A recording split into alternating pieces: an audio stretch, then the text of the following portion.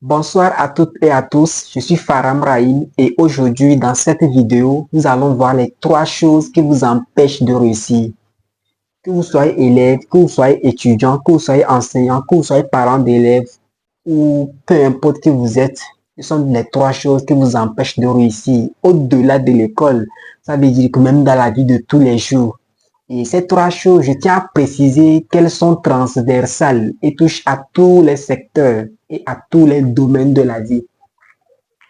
Alors, sans plus tarder, nous allons commencer par la première. Alors, la première chose qui vous empêche de réussir, c'est le manque de discipline. Et le manque de discipline, c'est la première chose qui vous empêche de réussir, que ce soit à l'école, que ce soit à l'université ou encore que ce soit dans votre entreprise, dans votre travail tout simplement.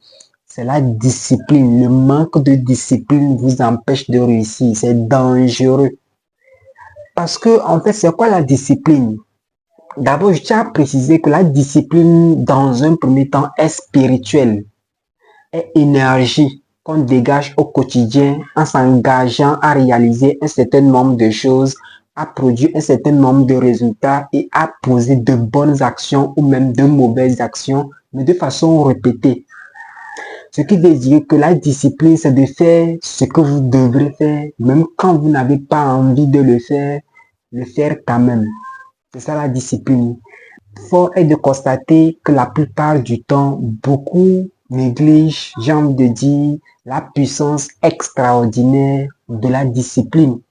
Et donc, résultat, échec après échec. Puisque quand on n'est pas discipliné, qu'est-ce qui se passe? Quand on n'est pas discipliné, ça veut dire qu'on a tendance à abandonner très tôt. On a tendance à abandonner quand les résultats, ou plutôt quand les tout premiers résultats ne se présentent pas le plus tôt possible. On abandonne. Par contre, quand on est discipliné, on comprend que le résultat vient à long terme. Quand on est discipliné, on comprend que tout ce qu'on fait, on le fait pour le long terme.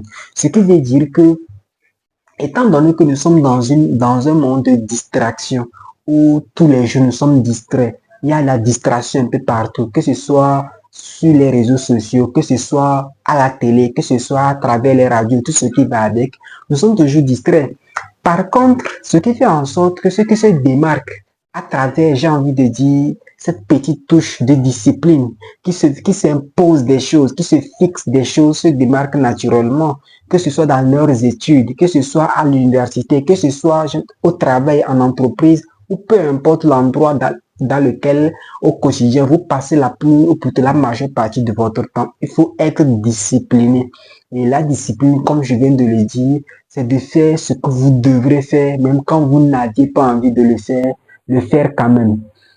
La deuxième chose qui vous empêche de réussir, j'ai envie de dire, c'est la mauvaise gestion de votre temps. Et la plupart du temps, j'entends les gens dire, le temps, c'est de l'argent, qui a été même d'ailleurs tiré de ce dicton anglais selon lequel time is money. Et moi, j'estime que en réalité, le temps n'est pas de l'argent. C'est stupide de croire que le temps est de l'argent. Parce que, en fait, le temps, pour moi, vaut plus que de l'argent. Ce qui veut dire que quand tu perds l'argent, tu peux le retrouver, tu peux le récupérer. Demain, lendemain, le surlendemain, tu peux le récupérer, cette même somme que tu as perdue.